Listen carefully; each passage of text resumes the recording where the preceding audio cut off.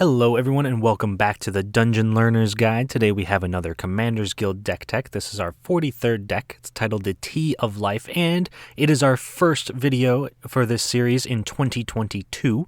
So I'm very much looking forward to see how the rest of the year goes with these decks. But if you haven't seen this show before, what we are doing is randomly selecting a card from scryfall.com, working with a budget of $100 or less, and building a deck for Magic the Gathering, a commander deck specifically, around a theme of the chosen card. Now, before we get into the actual deck, I do want to, as always, plug some of our social media accounts. You can find us over on Twitter at 13POYNZ. Find us on Reddit at POYNZ13. I know, they're backwards, it's confusing. Or you can also send us an email at dungeonlearnersguide@gmail.com. And if you ever have suggestions for future videos or cards that you would like to see turned into decks, you can send them to us on Twitter, Reddit, email. You can put them in the comments of this video. And please do like and subscribe to the channel as well. That really helps us grow as a channel. And last but not least, we do have a new addition to this plug segment here, and that is we have an affiliate link with TCG Player now, so if you are going to buy any cards on TCG Player, if you could use our link, it gives us a little bit of support, helps them know that we sent you guys over there, and that will be in the description of the video as well, so you don't have to type this whole thing in, but I did want to mention it because I'm pretty excited about it. I think it will be kind of fun to see, hopefully, if people are able to build some decks, maybe buy some cards with the link that we put in there, so thank you, everybody, for your support. And without any further ado, let's get into the deck itself. So, first up, we have a random card of the week, this time suggested to us by TOGAUM on Reddit. I think I pronounced that right. If I didn't, I apologize. But the card that was suggested to us was Dina, Soul Steeper. And she is a black and a green for a legendary creature, Dryad Druid, 1/3. Whenever you gain life, each opponent loses 1 life, and you can pay 1, sacrifice another creature, and Dina Soul Steeper gets +X/+0 until end of turn, where X is the sacrificed creature's power. Now, since Dina is our random card of the week, that also means that she is our commander as well. So she's going to be leading this deck for us. We are going to be playing a Witherbloom or Golgari deck for this week. And as you can probably tell from Dina herself, we want to be gaining a bunch of life. So we are going to take a look at some themes for this deck, some inner workings of it, and of course, as you could probably already tell, and as I may have already mentioned, Lifegain is going to be our first major theme here. So this is represented by Death Greeter, which is 1 black for a 1/1 human shaman. Whenever another creature is put into a graveyard from play, you may gain 1 life. So kind of like a Soul Warden effect, a creature entering play gives us a life, but in this case, it's a creature dying. Since we're in black and green, we're going to have tons of ways to kill creatures. There's a good chance we'll have some very large creatures, so we can kind of make good use of this. And it also really hurts some of our opponents if they're playing like an aristocrat-style strategy, things where they want their creatures to die. We still get some benefit from it. And then, once we have our life gain, we of course want to be able to do something with it. So, for example, we have Well of Lost Dreams, which is 4 mana for an artifact. Whenever you gain life, you may pay X, where X is less than or equal to the amount of life you gained. If you do, draw X cards. So we want to be able to turn our life gain into a way for us to actually win the game. Because you don't just win the game by having 1,000,000 life, you actually got to do something with it. So when we have Well of Lost Dreams in play and we gain any life. So, for example, let's use Death Greeter. If Death Greeter's in play, a creature dies, we gain a life. We can then pay 1 mana and draw 1 card with Well of Lost Dreams. And this can get out of hand very quickly if we can gain, 5, 6, 7 life a turn, and we have the mana to sink into it. We can just completely refill our hand with Well of Lost Dreams. And we do have other ways to take advantage of our life gain as well. I just think that Well of Lost Dreams is a great way to kind of showcase that ability. And then finally, our last major theme for the deck is lands. Because we want to be able to play a bunch of spells in 1 turn, or lands sometimes are kind of like uniquely tied to life gain, we want to be able to play as many lands and gain as much life as possible. So for example, we have Grazing Gladeheart, which is 2 and a green for a 2/2 antelope, and it has landfall. Whenever a land enters the battlefield under your control, you may gain 2 life. So just by playing our deck normally, we want to play lands, we'd love to ramp, we want to play things like Cultivate, Kodama's Reach. We get extra land drops in a turn, we gain a bunch of life. That's just kind of the natural order of playing a Golgari deck, so it makes sense that we would want to benefit from it in some way, and especially in the way that benefits our main game plan of gaining life. So those are the themes for this deck. The next piece of our deck tech is to take a look at some key cards, some cards that are incredibly important to the actual synergy and function of this deck. The first of which is Druid class, which is 1 and a green, and it says at level 1, whenever a land enters the battlefield under your control, you gain 1 life. So just like we talked about with Grazing Gladeheart, incredibly important. That's what we want to do, play lands, gain life. At level 2, you may play an additional land on each of your turns. Also very good, very nice to be able to play extra lands and gain the life from them. And then finally at level 3, when this class becomes level 3, target land you control becomes a creature with haste, and this creature's power and toughness are each equal to the number of lands you control. It's still a land. So if we've been ramping up, we've been able to successfully protect ourselves because we're gaining so much life, our opponents hopefully can't kill us, then we can just make a massive creature out of a land that dodges a lot of removal spells because it's a land, so it gets around any destroy target non-land permanent or non-land creature, whatever. So Druid class really hits everything we want to be doing almost at every single stage, helps us play extra lands, gains life, makes a creature. Absolutely perfect for what we're trying to do with this deck. And then, after that, our next key card is Cosmos Elixir. Now, Cosmos Elixir is 4 mana for an artifact. At the beginning of your end step, draw a card if your life total is greater than your starting life total. Otherwise, you gain 2 life.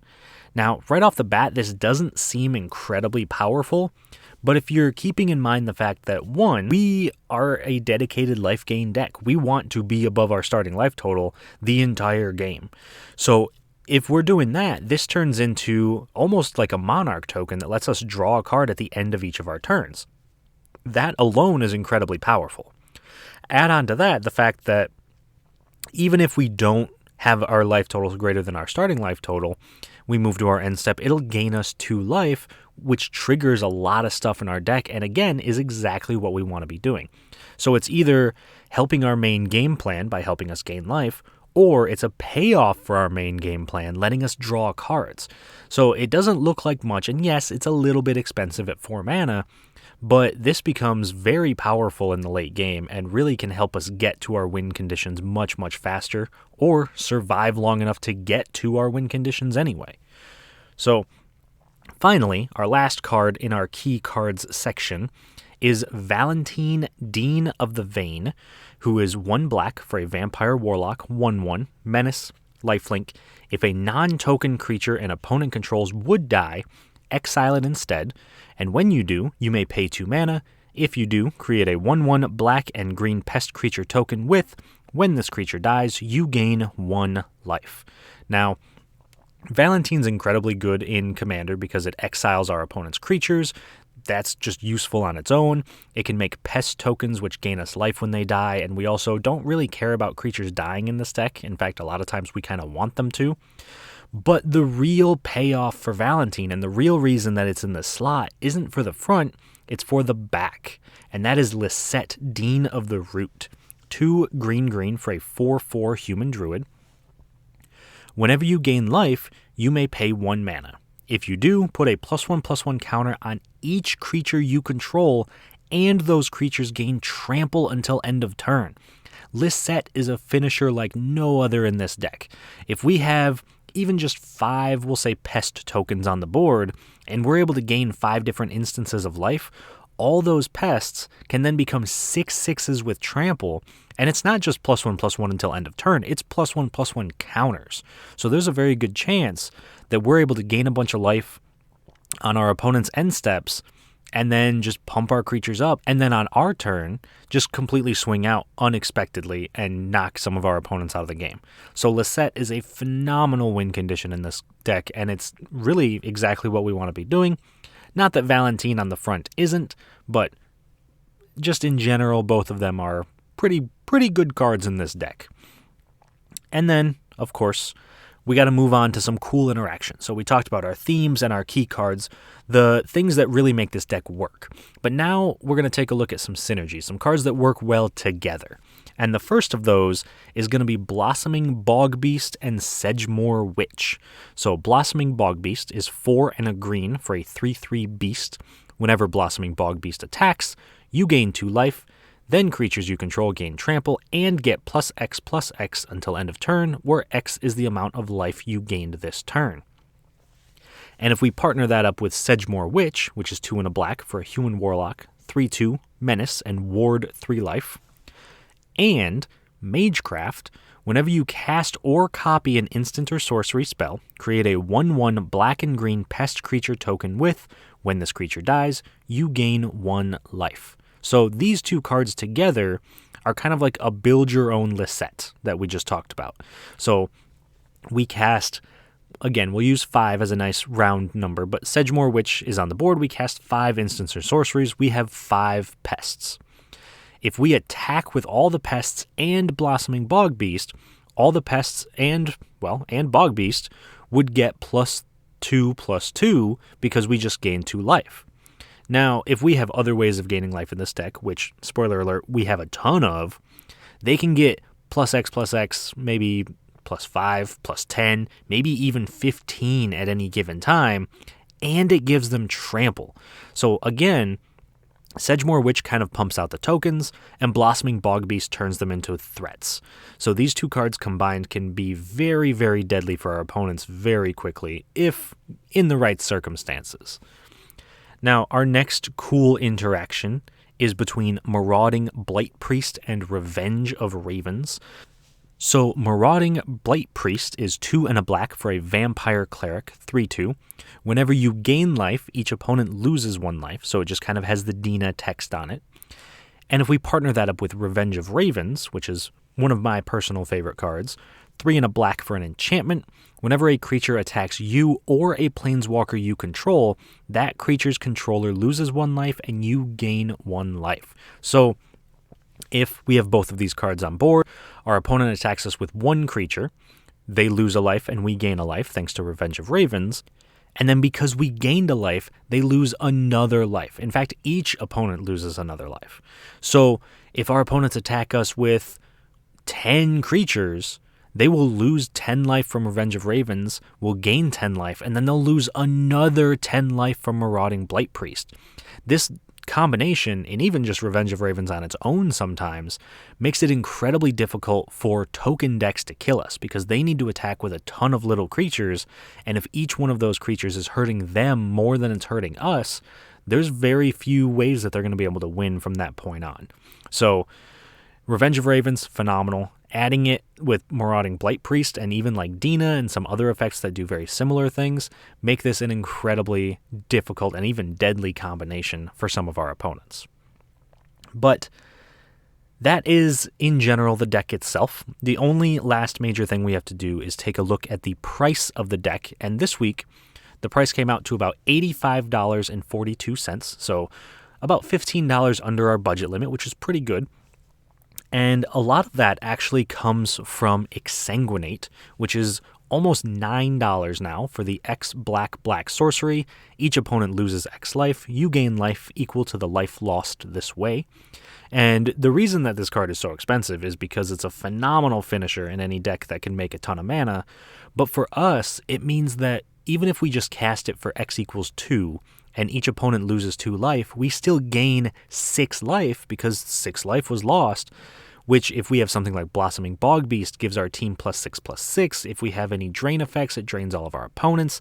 Exsanguinate can definitely be a finisher in this deck, even though it's not quite a finisher in the same sense that a lot of other decks that can make near infinite mana can use it for. We can still use it for quite a bit, but it really just pairs super well with a lot of our other stuff and gives us a ton of life to back it up.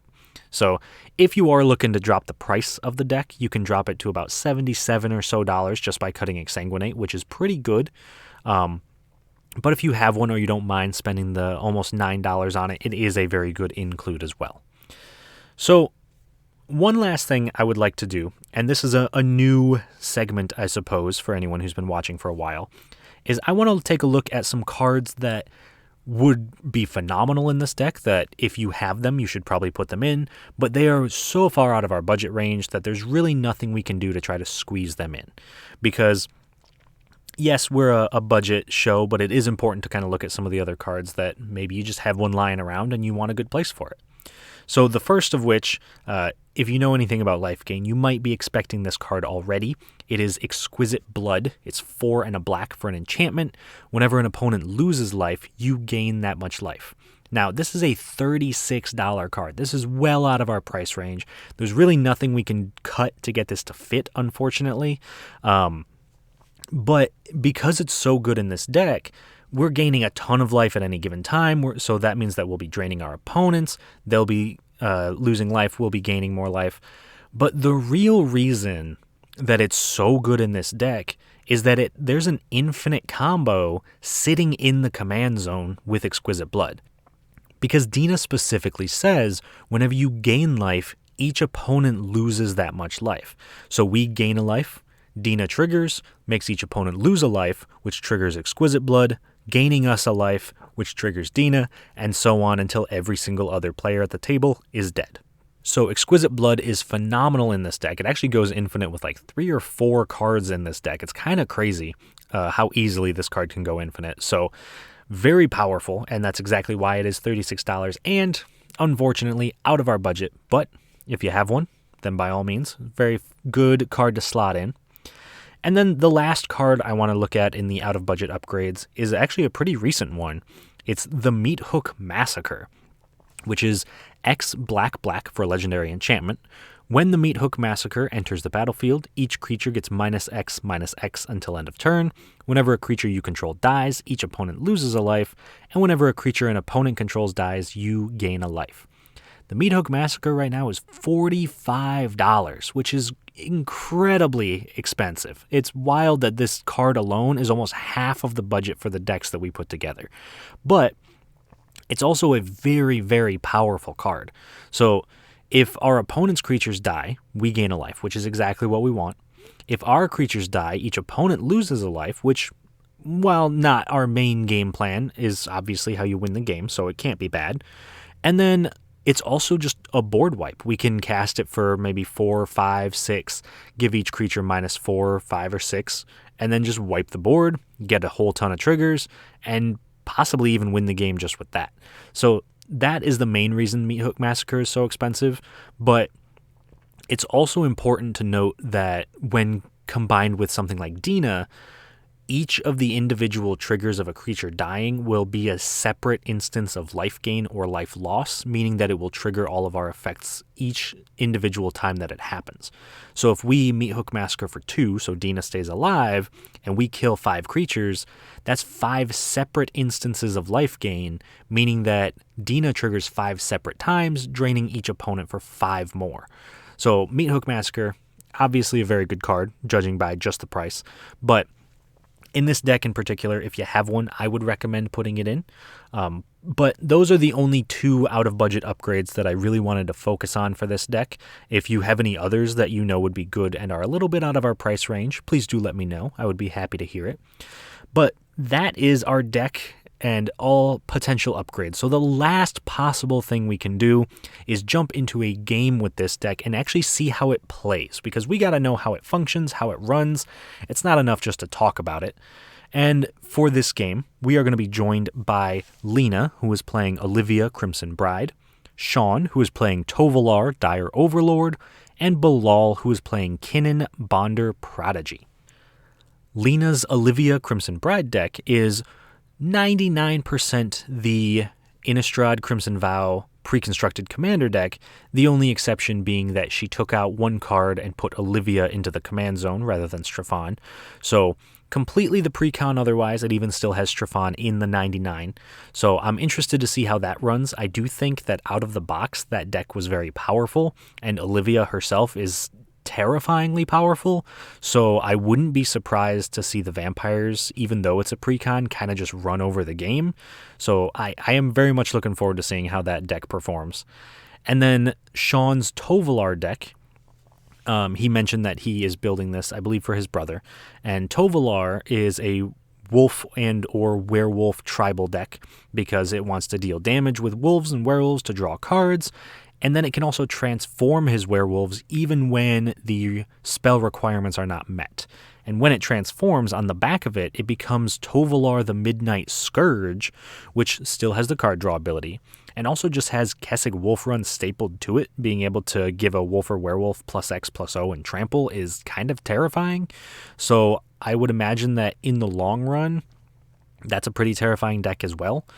And then finally, we have Bilal's Kinnan Bonder Prodigy deck, which doubles the mana production of all of his non-land permanents. So I would imagine this is a pretty powerful deck. I think there's going to be a lot of combo potential. I think there's going to be a lot of scary things that are going to come out of this deck. And that might just be my past experiences playing against Kinnan in Brawl on Arena. But I have seen enough Kinnan to know that I should probably be scared of it in the future. So I'm interested to see how this game goes. I think that with our life gain, maybe we can kind of stabilize quicker than our opponents and slowly grind out value. But I am afraid of some of the power that our opponents are going to be putting on the board. So we'll see how it goes. I hope you guys do enjoy the game, and I will talk to you all once it's done. At the start of the game, Lena goes first, followed by Shawn, myself, and Bilal. On Lena's first turn, she plays a Smoldering Marsh and passes. Shawn plays a Forest.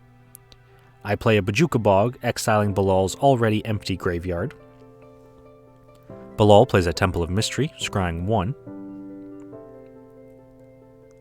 Lena plays a Swamp.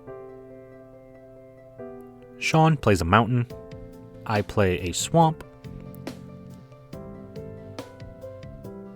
Bilal plays a Forest and casts Paradise Druid. Lena plays a Swamp and casts Loreen the Diversion and searches her deck to put Loreen's partner Camber the Plunderer to hand. Shawn plays a Forest and casts Weaver of Blossoms, making it day.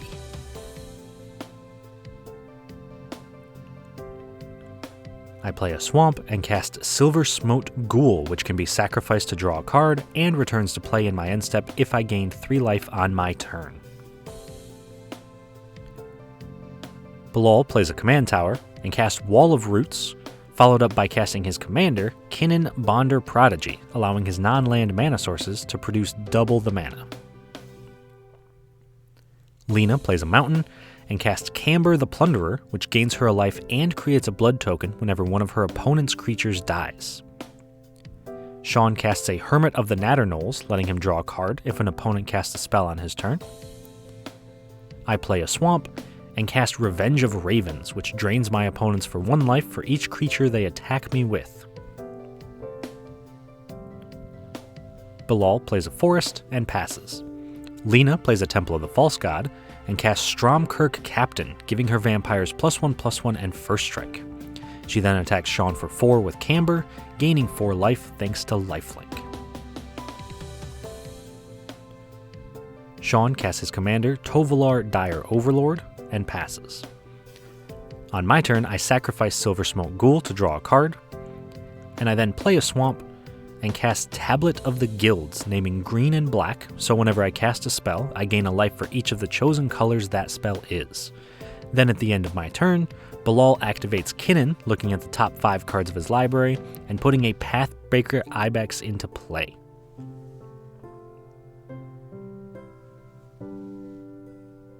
On Bilal's turn, he plays a Forest, and then casts Phyrexian Triniform, attacking each of us with 1 creature, triggering Pathbreaker Ibex to give them all +9/+9 and trample. Bilal also loses a life while I gain a life thanks to Revenge of Ravens. Then, Lena and I both take 11 while Shawn takes 12.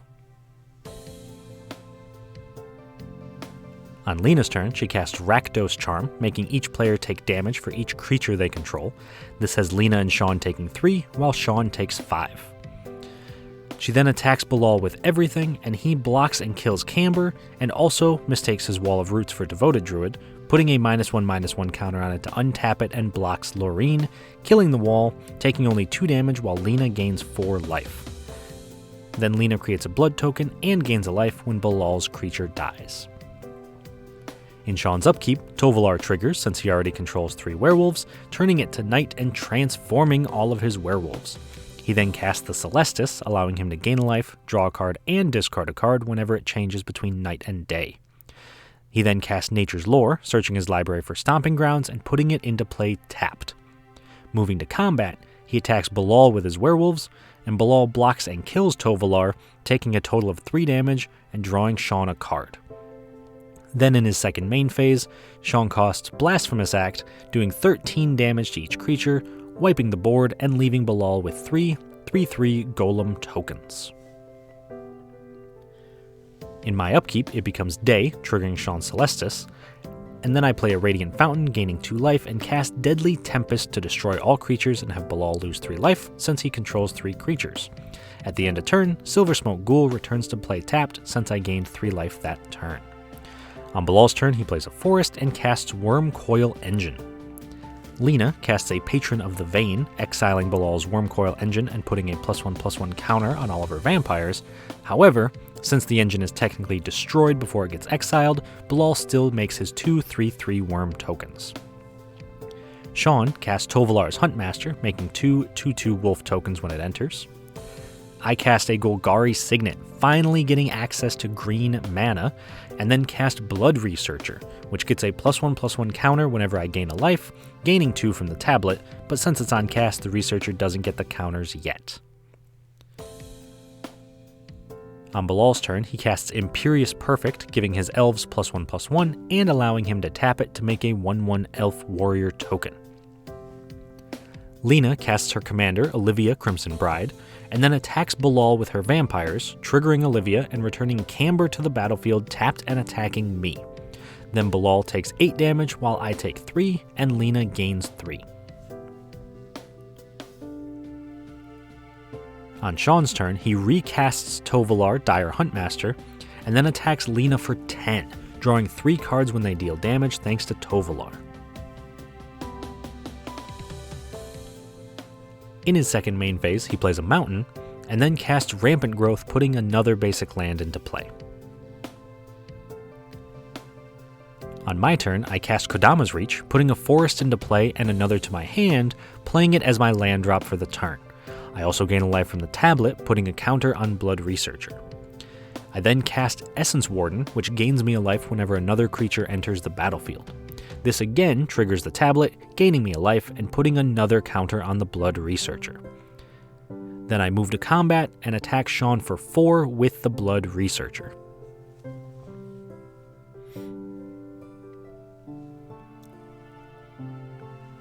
On Bilal's turn, he recasts Kinnan, gaining me a life and putting a counter on my Blood Researcher.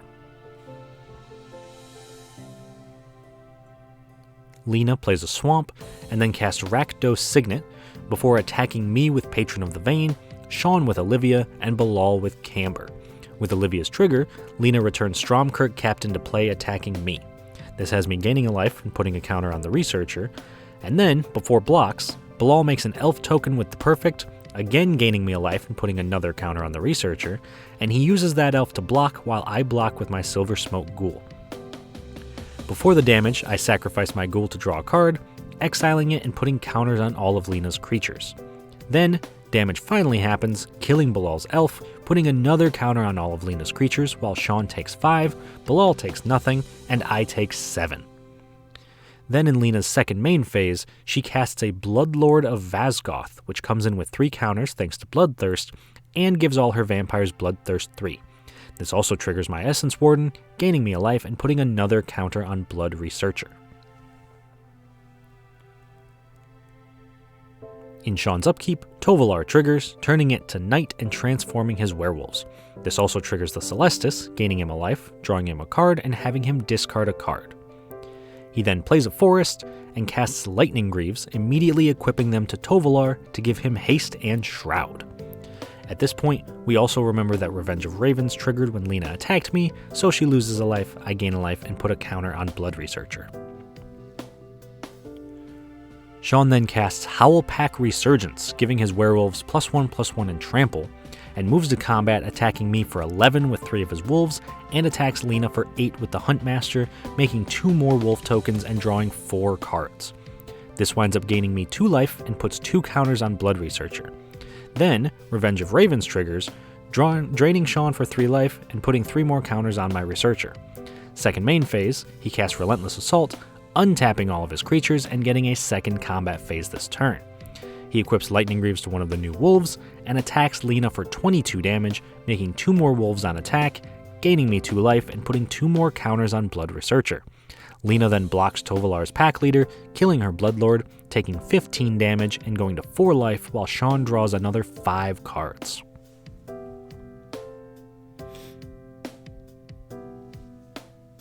In my upkeep, it becomes day, transforming Shawn's werewolves, and I cast my commander Dina Soul Steeper, making it so that whenever I gain a life, each opponent loses a life. On cast, I gain 2 life from Tablet of the Guilds, putting 2 counters on Blood Researcher. Then when Dina resolves, I gain another life, each opponent loses a life, and I put another counter on the Researcher. I then cast Druid Class, gaining a life whenever I play a land, also triggering the tablet, making each opponent lose a life when I gain a life, and putting a counter on the Blood Researcher. On Bilal's turn, he plays an island and passes.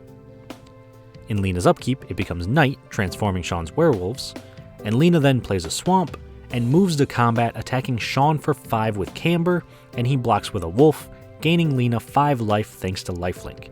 Then she gains another life, makes a blood token, and puts a counter on her creatures when the wolf dies. Shawn casts Hollow Henge Huntmaster, giving all his permanents hexproof and putting 2 +1/+1 counters on his creatures at the beginning of combat. He also casts Shared Animosity, which gives his attacking creatures +1/+0 for each attacking creature that shares a type with it. However, I still had a response to the Huntmaster, so I cast Death Sprout, destroying Tovalar and putting a basic land into play. Then I gain a total of 4 life, put 3 counters on Blood Researcher, and each opponent loses 3 life when the stack fully resolves. Shawn then equips Lightning Greaves to Hollow Henge Huntmaster and moves to combat, putting 2 +1/+1 counters on all of his creatures. He attacks Lena with 4 wolves and Bilal with 2 wolves, the Huntmaster, and the Pack Leader. This makes him 2 wolves on attacks, gives his attackers +7/+0, gains me 2 life, makes each of my opponents lose 2 life, and puts 2 counters on Blood Researcher. Lena and Bilal both block enough to kill everything except 3 attacking wolves, but it's not enough and they both get knocked out of the game. On my turn, I attack Shawn with Dina and a 21 power Blood Researcher. He blocks the Researcher with both of his wolves since it has Menace, but before damage, I use Dina's ability to sacrifice the Researcher, giving Dina +21/+0, knocking Shawn out with commander damage. Alright, so that was a sweet game. I'm very impressed by what Dina was able to do, and I do think that our opponents kind of did exactly what we wanted them to do. They kind of looked at our life total and thought, it's too high, I'll kind of attack him later, and they kept swinging at each other rather than us, which is exactly what the Lifegain deck wants. Because when it came down one-on-one between me and Shawn, there really wasn't much he was going to be able to do to stop me. Now, that doesn't necessarily mean that all the other decks performed poorly. In fact, I think they all did very well in this game. Everyone's deck shined, at least at one point. Bilal being able to play the Pathbreaker Ibex and just kind of run us over in the early game. And run us over so much to the point where we needed 2 separate board wipes just to completely clear his field. Definitely a spooky moment. Lena's Olivia deck, again, even though it was just the precon, was genuinely pretty terrifying. She was able to keep recurring things, and she had First Strike and a bunch of powerful vampires that just kept making her other vampires better. And I think that precon is probably one of the strongest ones I've seen in quite a while. And she was very happy with that deck. So I imagine we'll probably see that deck again on this channel at some point. And then Shawn's werewolf deck, also pretty scary. I think the ability to transform his werewolves at the start of his turn, plus draw some cards, makes Tovalar quite the commander for the werewolf tribe, particularly when there wasn't a strong werewolf commander before this. And that the one Huntmaster that gave everything hexproof, that card is absurd. And honestly, if he had played that even just a turn earlier, I don't think we could have won, because I needed to be able to kill Tovolar to prevent him from overrunning any creatures and killing us outright. So that card alone probably could have won in the game if he had had it a turn earlier. So a very competitive game. People did exactly what their decks wanted to do, and honestly, it was a ton of fun. So I hope you guys enjoyed it as much as I did. If you have any suggestions for future videos, please do let me know. As always, please do like and subscribe as well. But otherwise, I will see you all on the other side of the Dungeon Learner's Guide.